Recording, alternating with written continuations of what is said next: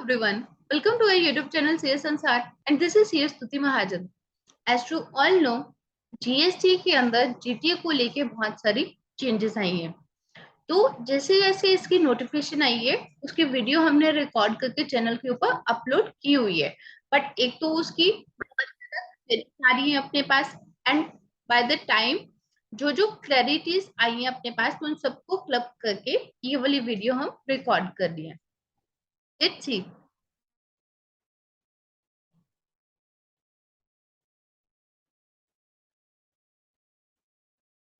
Effective changes for the chargeability of GST by GTA under FCM or RCA. And with effect from ये सारी की सारी changes जो है कब से applicable हो गई हैं? With effect from 18 जुलाई 2022 से। अब क्योंकि 18 जुलाई 2022 से ये सारी changes जो है वो applicable हो गई हैं, तो इसके relating जब इसको practically कर दिए हैं तो बहुत सारी queries आ रही हैं। तो ये changes क्या क्या आई हैं? सबसे पहले option to pay GST at the rate of 5% under forward charge without ITC। अगर आपको पता हो तो अमेंडमेंट से पहले क्या था, जीटीए के ऊपर क्या है, आरसीएम में लगता है 5% और फॉरवर्ड चार्ज में था 12%।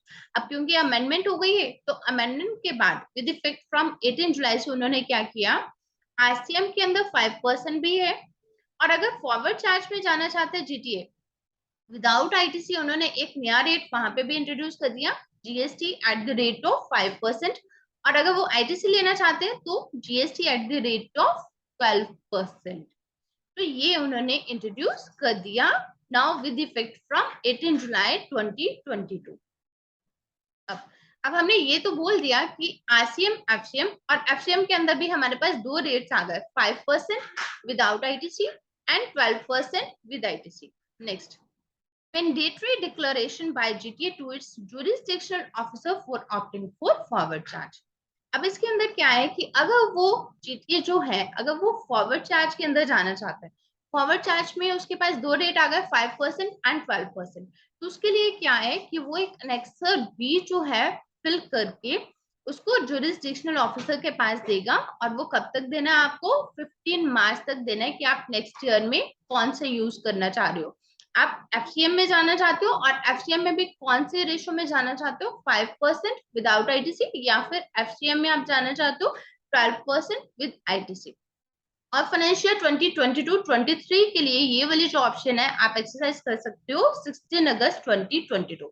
अब क्वेरीज आई है कि 16 अगस्त तक आपने अगर नहीं किया, इस ऑप्शन को एक्सरसाइज नहीं किया या फिर अगर आप अपनी डिक्लेरेशन नहीं देते हो, सो दैट मीन्स अगर आपने जीटीए के अंदर जुरिस्डिक्शनल ऑफिसर को फॉरवर्ड चार्ज ऑप्ट करने की डिक्लेरेशन नहीं दी तो उसके ऊपर पुराना ही टैक्स रिजाइम लगेगा। दैट मीन्स वो आरसीएम के अंदर ही कवर होगा। उस केस में जो रेसिपिएंट ऑफ सर्विस है उसको 5% जो है जीएसटी डिपॉजिट करना पड़ेगा। अब इसके अंदर हमने बोला अनेक्सर वी, ये जो अनेक्सर वी जो हमने बोला है इस अनेक्सर को लास्ट में एक शेयर किया हुआ है, इस अनेक्सर को भी हम लास्ट में डिस्कस करेंगे। ठीक है, तो इसके अंदर यही है। आरसीएम के लिए अगर आप आरसीएम में जाना चाहते हो तो आपको डिक्लेरेशन देने की नीड नहीं है, लेकिन अगर आप एफसीएम में जाना चाहते हो 5% या 12% तो उसके लिए आपको डिक्लेरेशन देने की नीड है। और डिक्लेरेशन आपको कब तक देनी है, 15 मार्च तक देनी है कि नेक्स्ट ईयर के अंदर आप क्या यूज करना चाहते हो, एफसीएम 5% ऑप्ट करना चाहते हो या फिर एफसीएम 12% ऑप्ट करना चाहते हो। Next, mandatory declaration in invoice. अब इसके अंदर क्या है कि आपको इनवॉइस के अंदर मैंडेटरी डिक्लेरेशन भी देनी पड़ेगी। क्या डिक्लेरेशन देनी पड़ेगी इसको हम चेक करते हैं।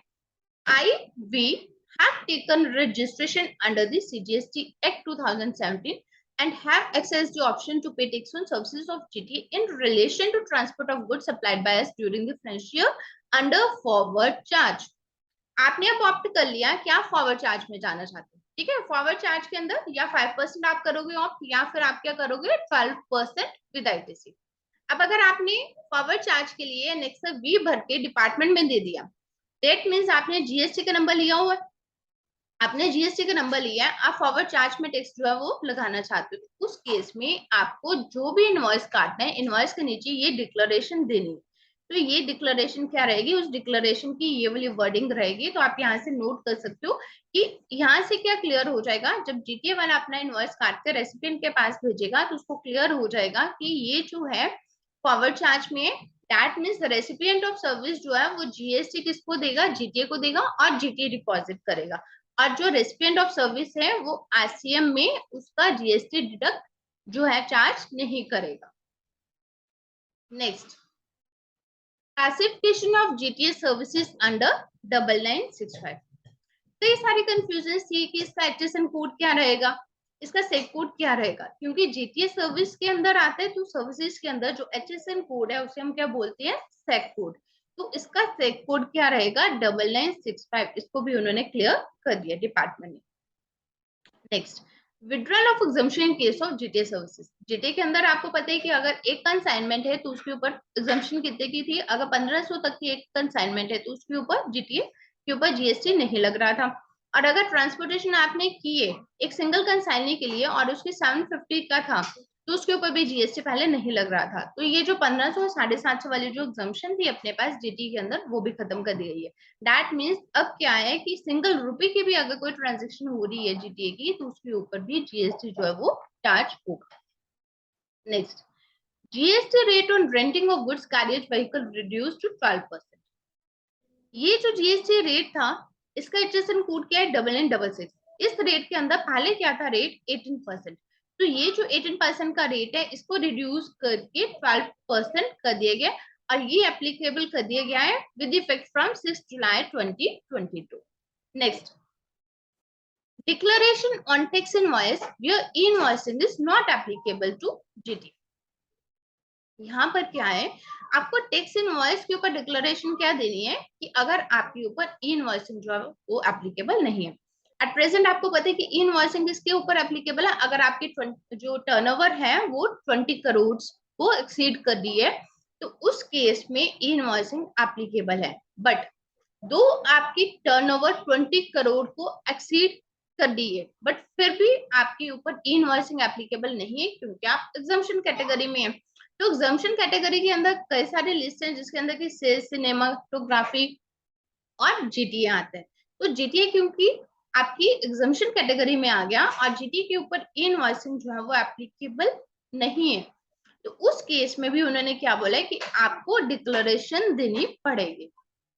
उसकी डिक्लेरेशन क्या है, आई we hereby declare that though our aggregate turnover in any preceding financial from 2017-18 onwards, क्योंकि जुलाई 17 से जीएसटी आया और अगर आपकी टर्नओवर 17-18 से लेके किसी भी ईयर में नोटिफाइड टर्नओवर से ज्यादा हो जाती है onwards is more than the aggregate turnover notified under sub rule 4 of rule 48।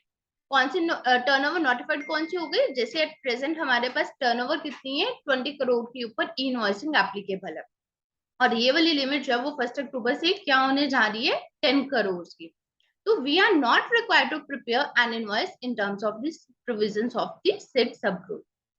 चाहे जीटीए की जो टर्नओवर है अपनी वो 20 करोड़ से एक्सीड कर रही है बट क्योंकि वो एग्जम्पशन कैटेगरी में आते हैं उनके ऊपर इनवॉइसिंग एप्लीकेबल नहीं है तो उनको जीटीए वालों को ये डिक्लेरेशन भी देनी पड़ेगी।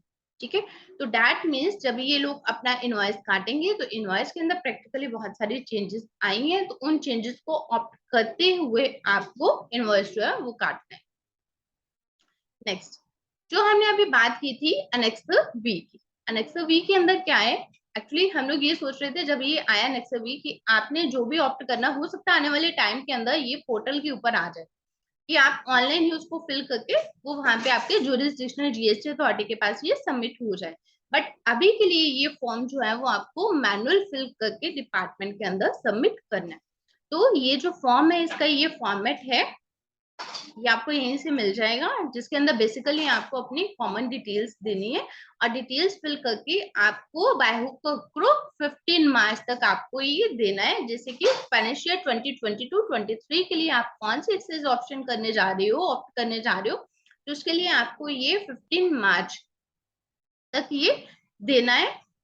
2022-23 के लिए तो उन्होंने ये वाली डेट दे दी क्योंकि वो तो अभी चल रहा है, 16 अगस्त 2022 दे दी। लेकिन अगर आप 2023-24 के लिए क्या ऑप्ट करना चाह रहे हो उसके लिए आपको 15 मार्च 2023 तक देना होगा। ठीक है, तो 15 दिन पहले उन्होंने फाइनेंशियल शुरू होने से 15 दिन पहले ही आपको डिपार्टमेंट में ये सबमिट करना होगा कि आप एफसीएम में जाना चाहते हो और एफसीएम में कौन से रेट के साथ जाना चाहते हो, 5% विदाउट आईटीसी या फिर 12% with ITC.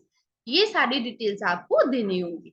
So that means in crux अगर हम बोले तो जीटीए को लेके जो चेंजेस आई हैं वो आपको प्रैक्टिकली इनवॉइस के अंदर दिखाई देंगे।